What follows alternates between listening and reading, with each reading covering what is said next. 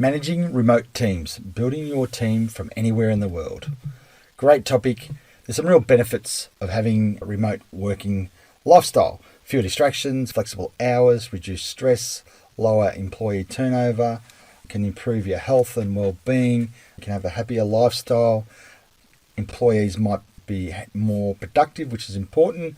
Cost savings to the company, and it just provides options for individuals. There's been a lot of different research done into it because it's become a very important part of working culture now. So individuals can really perform at their peak by working at home, but it's around understanding there are different options. The stats are saying 86% of people feel that working from home reduces stress.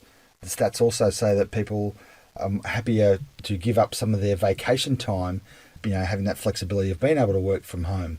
And 77% of people believe remote work improves general health and well-being. So there's some real numbers here that we need to consider. And the one that, from a leadership and bottom line point of view, 28% of people would even consider a 10 to 20% pay cut if they could work remotely. So some good benefits there.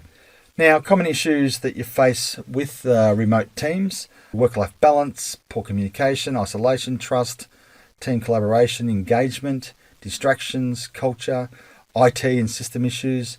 Certainly you need to make sure you've got good security set up, good internet and performing internet, and performance management. It's difficult to manage a team when you're doing it remotely, but people do it. Lots of people around the world are now doing it. So it's about engagement. It's about really understanding that you need to engage with people. You need to perhaps pick up the phone and talk to them over the phone as opposed to just through Teams or Zoom or whatever it may be. Trust is a big thing. There can be a lack of trust from both sides in the respect that one, as a leader, you've got to trust that your employee is doing what they say they're going to do. And when you're working from home, you might have a load of washing on, you might have something in the oven.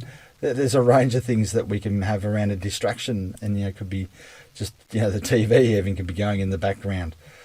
So extroverted versus introverted is another thought process that you need to consider as well. Obviously, extroverts will find it perhaps really challenging. Some introverts might really gravitate to that remote working environment. So I want you to think about your situation and think about your teams and how you're interacting around them, because it's about your leadership. Remote leadership, the key ingredients might look like common sense, but when you think about it, how effective are you around communication, the quality of leadership? Do you have a strategy that you're trying to work with your team on and really articulating that and continually articulating that through your meetings? Everyone to have defined goals and great KPIs. Clarify what your team should be working on, timeframes, expectations. It's a little bit of out of sight doesn't mean out of mind. As a leader, you're always thinking about what's your team out there doing, and with a remote team, it becomes even greater conscious thought because you can't just walk across the room and check in with someone that may be in your department or in your team. So I think it's just keep it simple is the best strategy, and we've all learnt lessons through the COVID reality, and we now have this new normal, and certainly remote teams are a big part of it. So you must be available and be responsive. And that's the thing. Your team needs you, and you can do a lot of different activities to help engage your team. Potential causes of communication breakdown. I think this is a good slide just to consider. Certainly language barriers, age, gender, acronyms, selective listening, distraction, noise, different time zones, communication medium used, different values, fractured relationships. You can just imagine that before you set up a remote team, there might be a relationship that hasn't been cemented. So you've now got to try and build it in a remote scenario. Certainly a little bit of a challenge for the two individuals or yourself and an individual. Cultural differences, fear, intimidation, arrogance, passiveness, communication and learning style.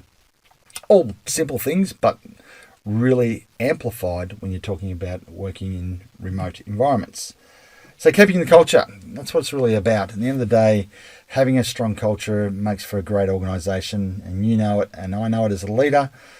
So there's lots of different things that we need to be thinking about, and certainly understanding and ensuring that we have all the dot points here ticked off. So celebrating wins is a big one of mine. I certainly coach a lot of people around making sure we have clear celebration strategies, and also consequences. What's the consequences of not achieving a deadline? And as a leader, championing success. Make sure you really amplify the success of an outcome or a project or as a team. So it's really around trust and respect and rapport, and you've got to be flexible, but you've got to be proactive. So keeping your culture strong will rely on you as a leader, and certainly work with your coach around some of the strategies that you've tried or thinking of trying, and come up with some solutions and action plans that you can test and measure. Have fun. At the end of the day, trying to build a great team, and certainly a remote team, is all around having some fun, because it's challenging. Everyone I've worked with and talked to, it's the secret sauce of a great culture, just having fun. So hope the video helped. Certainly have a good chat to your coach about this one. If you have a remote team or thinking about it, really understand the culture that you need to set up to make it successful. Okay, thanks for listening.